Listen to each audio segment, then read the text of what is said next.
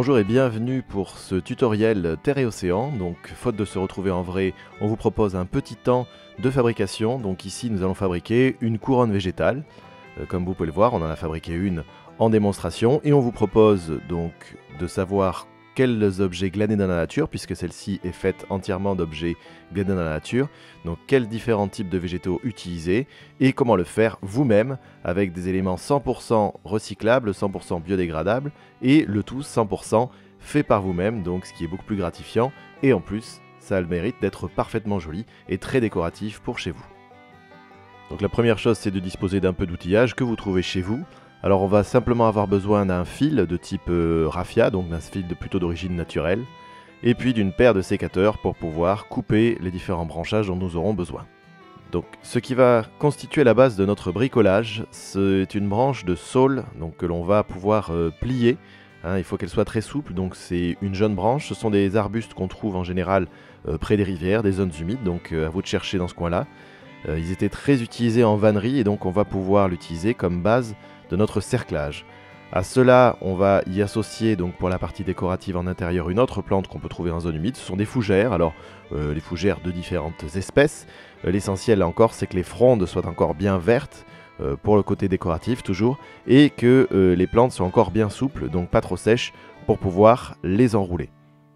Donc un autre type d'arbuste que l'on trouve fréquemment dans nos haies, c'est du cornouiller sanguin. Alors le cornouiller sanguin, vous allez pouvoir l'utiliser parce que ces jeunes branches, ces branches de l'année, en hiver prennent une belle teinte rouge. Alors pour le cerclage, c'est pas forcément très utile parce qu'elles sont un peu cassantes, mais pour rajouter une petite touche de couleur, vous les prenez, vous les effeuillez pour conserver uniquement la branche et vous allez pouvoir utiliser cela dans votre couronne. Alors pour le garnissage, il est évidemment aussi conseillé d'utiliser des conifères parce que les aiguilles et les feuilles durent longtemps. Donc nous avons utilisé de longues branches d'épicéa assez souples, mais si vous disposez de thuya par exemple, de sapin, bref, tout ce qui est conifère avec des aiguilles bien vertes, vous allez pouvoir l'utiliser à l'intérieur de votre couronne. Alors pour ce qui concerne les petites touches décoratives qu'on va pouvoir rajouter, nous on est allé chercher donc des capitules de cette plante là qu'on appelle la cardère. Donc la cardère qu'on appelle souvent chardon, mais en fait qui n'est pas du tout de la même famille botanique. Alors cette cardère a ce qu'on appelle des capitules qui sont très graphiques, très jolies à utiliser. Alors cette cardère est aussi un petit peu piquante, moins piquante que les chardons, donc vous pouvez utiliser un outil pour enlever les épines, ça sera toujours ça de prix, on ne se piquera pas quand on fabriquera notre couronne. Et donc on va également retourner notre capitule pour enlever les graines. Alors ici, hop là, vous voyez une petite araignée qui s'échappe. Et donc on a enlevé toutes les graines pour avoir un capitule qui ne va pas égrener lorsqu'on va donc installer notre couronne. Si vous fabriquez donc votre couronne pendant les fêtes, évidemment vous allez pouvoir rajouter du gui, même s'il est toujours interdit de s'embrasser en dessous. Vous pouvez rajouter cet élément assez décoratif mais toxique, donc il faut y faire attention. Les baies sont assez intéressantes parce que, je vais vous le montrer en détail, mais elles contiennent une substance qu'on appelle la vicine, donc qui est extrêmement collante, qui servait à faire de la glu et qui permet, lorsqu'elle est ingérée par les oiseaux, de rendre les fientes très collantes et donc de faire que ces graines se collent aux branches. Or c'est très important puisque le gui est un hémiparasite, il a besoin de se développer sur une branche d'arbre. Si la graine tombe au sol, le gui ne se développera pas. Donc pour finir avec une touche de couleur piquante, on va rajouter du fragon, qu'on appelle le faux hou ou petit hou. Si vous en avez du vrai, vous pouvez en mettre aussi. Ce fragon a une particularité, donc c'est une asparagacée, et en fait les feuilles qui semblent être des feuilles, ce sont ce qu'on appelle des cladodes. Vous voyez que là, elles portent en fait le fruit, la petite baie qui va donner la couleur rouge, mais qui peut être toxique, donc là c'est pareil, on y prend garde. Voilà, et c'est une plante qui est cousine de l'asperge, tout simplement.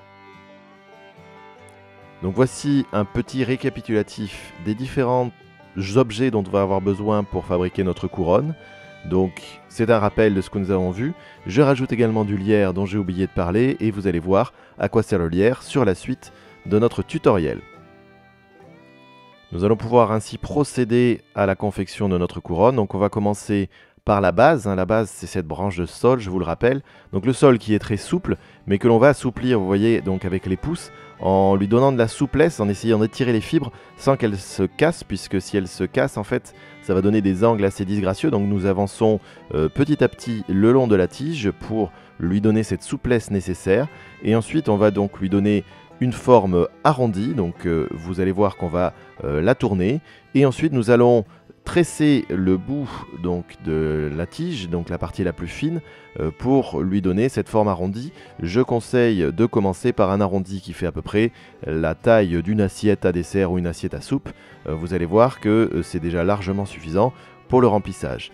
Ensuite, une fois procédé ce premier tressage, nous allons pouvoir donc l'attacher tout simplement pour donner notre base. Donc un petit coup de cordage, je vous disais, cette corde du raffia ou une corde plutôt d'origine naturelle, du chanvre, etc. Pour fixer la base de notre travail. On va pouvoir commencer à tresser autour de notre couronne. Donc on commence par les frondes de fougères qui sont relativement souples mais un petit peu cassantes. Donc le mieux c'est de les mettre en premier. Donc on tresse une première fronde. Si vous en avez une deuxième, on peut la tresser. Le but c'est de donner une base comme ça un petit peu végétale, un petit peu verdoyante et touffue à notre couronne pour commencer. Et ensuite on va pouvoir fixer d'autres couches de végétaux par-dessus. À cela nous allons rajouter un élément que je n'ai pas présenté tout à l'heure, c'est du lierre. Le lierre qui est facile à obtenir. Je conseille de prendre des jeunes lianes sans crampons, donc qui ne sont pas accrochées à un mur ou à un arbre. En général, elles sont tombantes. Et ces jeunes lianes qui sont bien souples, vous allez pouvoir les enrouler autour de votre couronne. L'avantage aussi, c'est que les feuilles de lierre restent vertes très longtemps. Elles donnent un aspect très décoratif. Donc c'est pareil, vous prenez une ou deux lianes que vous allez enrouler. Ça va donner de la cohésion à l'ensemble. Ça va bien resserrer le feuillage de la fougère. Et donc vous allez obtenir comme ça une couronne déjà, dans un premier temps, déjà fort jolie, à laquelle on va évidemment rajouter d'autres éléments. Tout ce qui dépasse, qui peut paraître un peu disgracieux, ne vous inquiétez pas, à la fin on donnera quelques coups de ciseaux pour faire le coiffeur, pour que ça soit tout bien présentable. Nous allons ajouter ensuite donc, les rameaux de cornouiller qui donnaient cette couleur un peu rouge. Alors comme eux sont un peu plus cassants, c'est pour ça qu'on les met donc en deuxième temps, on ne va pas s'en servir comme base. C'est juste pour donner un côté, si le bois en séchant va devenir bien rouge, donc ça va être assez joli. Et puis ensuite nous allons rajouter d'autres éléments. Alors là je mets encore du lierre donc pour tresser autour de ma couronne, pour lui donner toujours cette rigidité. Donc ce lierre qui va ensuite être complété par des rameaux d'épicéa. Donc je prends des rameaux le plus long possible et les aiguilles là encore qui vont persister, qui vont donner ce côté très hivernal à notre couronne. Donc c'est pareil, vous n'hésitez pas, vous tressez bien comme il faut tout autour. Faut pas hésiter à en rajouter parce que vous allez voir qu'on va rajouter donc une dernière touche qui va être celle du fil qui va permettre de tout bien tenir.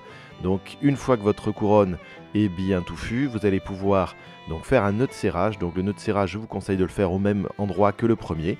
Donc vous coincez bien tous les rameaux sous votre premier nœud de serrage. Et puis ensuite, nous allons tresser comme on a fait tout à l'heure. Donc j'ai un petit peu accéléré la cadence pour que vous puissiez voir en accéléré, donc sans passer 3 heures sur le détail. Mais donc vous enroulez votre fil tout autour, vous faites un tressage, vous faites ça attentivement, vous veillez à pas trop pincer les branches, mais à bien les accrocher quand même pour qu'il n'y en ait pas qui tombent une fois qu'on aura fini. Et donc une fois qu'on a fait tout le tour de notre couronne, on va retourner au point de départ. Et là donc on va pouvoir procéder à un nœud de serrage, là encore, vous voyez que j'ai fait plusieurs passages. Donc on fixe le tout et vous pouvez même donc faire un petit luxe, c'est faire avec le reste du premier serrage, faire une petite boucle qui vous servira donc à accrocher votre couronne à la porte, à un clou, etc. Donc voilà, ça va donner le point d'accroche de votre objet de déco. Nous allons donc rajouter les dernières touches de déco finale. On commence par le capitule, donc on a un petit peu rendu moins piquant avec les ciseaux, donc on va le planter très simplement. Même chose pour le fragon. Alors le fragon pique bien, vous pouvez utiliser des gants contrairement à moi parce que ça se défend plutôt pas mal. Donc là c'est pareil, vous le coincez, vous faites bien attention à pas faire tomber donc le fruit pour garder justement cette touche de couleur. Vous le coincez de façon correcte et vous allez procéder de la même façon pour le gui en essayant soit le coincer sous une boucle soit sous un tour du fil. Donc ce gui c'est la même chose, vous faites attention à conserver les boules. Alors n'oubliez pas la toxicité du gui, donc si vous avez des jeunes enfants faites-y attention. Et vous obtenez ainsi votre couronne végétale complétée. Alors ici évidemment avec le gui ça lui donne une tonalité Noël, mais vous pouvez faire ça à toute saison avec des végétaux de printemps si besoin. Donc là c'est vraiment quelque chose plutôt hivernal, mais évidemment on peut faire ça en été. Cette couronne décorative, n'hésitez pas à lui donner un petit coup de ciseau pour enlever tout ce qui peut vous paraître disgracieux. Donc voilà 2-3 éléments que j'enlève moi pour que ça dépasse pas trop. Et vous obtenez donc cette couronne au final. Donc je vous mets celle qu'on a fait tout à l'heure en comparaison.